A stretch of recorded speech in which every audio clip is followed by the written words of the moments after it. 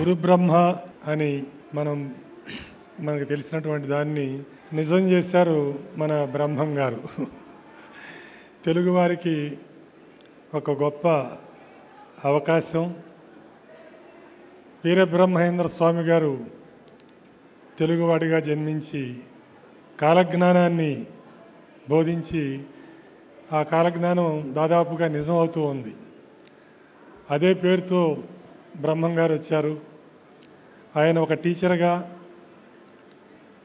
తర్వాత స్పేస్లో ఒక ప్రోగ్రామ్ని చుక్క రామయ్య గారితో కలిసి దాన్ని డెవలప్ చేసి ఎంతోమంది టీచర్స్కి ఉపయోగపడేలాగా చేశారు. ఆ తర్వాత బ్రెయిన్ ఫీడ్, ఆ బ్రహ్మం గారి బ్రెయిన్ ఎడ్యుకేషన్ ఫీల్డ్లో నిజంగా ఉపయోగించి భారతదేశంలో ముఖ్యంగా చెప్పాలంటే ఒక స్కూల్ టీచరు కరస్పాండెంట్ అయ్యి తర్వాత ఒక ప్రోగ్రామ్ డిజైన్ చేసి బ్రెయిన్ ఫీడ్ మ్యాగజైన్ ద్వారా ఇప్పుడు జరుగుతున్నటువంటి ఈ ప్రోగ్రాముల ద్వారా కొన్ని వేల మంది టీచర్స్కి, లక్షలాది మంది కరస్పాండెంట్స్కి కూడా ఆయన ఒక రోల్ మోడల్గా ఎదిగారని చెప్పాలి. అలాంటి గొప్ప అవకాశాన్ని ఆయన అంతటితోనే కాకుండా మనలాంటి కరస్పాండెంట్స్కి ఎంతోమందికి ఎడ్యుకేషనల్ టూర్ ఇండియాలో కాదు వరల్డ్ వైడ్గా ఎన్నో ట్రిప్స్ ప్లాన్ చేశారు. ఆ విధంగా ఎన్నిటినో పరిచయం చేయగలిగారు. మనం చదువుకునే రోజుల్లో ఈ టెక్నాలజీ ఏమీ లేదు. కానీ ఇప్పుడు వచ్చిన టెక్నాలజీని మన టీచర్స్ ద్వారా మన పిల్లలకు అందించడానికి ఆ టీచర్స్ కోసం ఆయన రామయ్య గారితో కలిసి ఏర్పాటు చేసిన ప్రోగ్రామే టీఈపీ, టీచర్స్ ఎన్రిచ్మెంట్ ప్రోగ్రామ్. నిజానికి అపుస్మాలో ఆ టీఈపీ అనేది చాలా ఒక గొప్ప ప్రోగ్రాం, చాలా సక్సెస్ఫుల్గా రన్ అవుతుంది. అది నేను ఆయన దగ్గర నుంచి తెలుసుకొని ఆ అసోసియేషన్లో ఇంట్రడ్యూస్ చేయడం జరిగింది. దాదాపుగా లాస్ట్ ఇయర్ ఒక జిల్లాలో అయితే త్రూ అవుట్ ది ఇయర్ ఒక్కొక్క సబ్జెక్టుకి ఒక్కొక్క సండే, నెలకు సండే లెక్కన ఆ టీచర్స్ ట్రైనింగ్ ప్రోగ్రాం అవుతూ ఉంది. దానికి అంతటికీ కూడా మూల కారణం బ్రహ్మం గారే. తర్వాత ఒక్క విషయం, ఈ రోజుల్లో ప్రపంచవ్యాప్తంగా ఎంతోమంది చదువుకున్న వాళ్ళు ఉన్నా కానీ షార్టేజ్, టీచర్గా రావడానికి ఎక్కువ మంది ఇష్టపడతలేదు.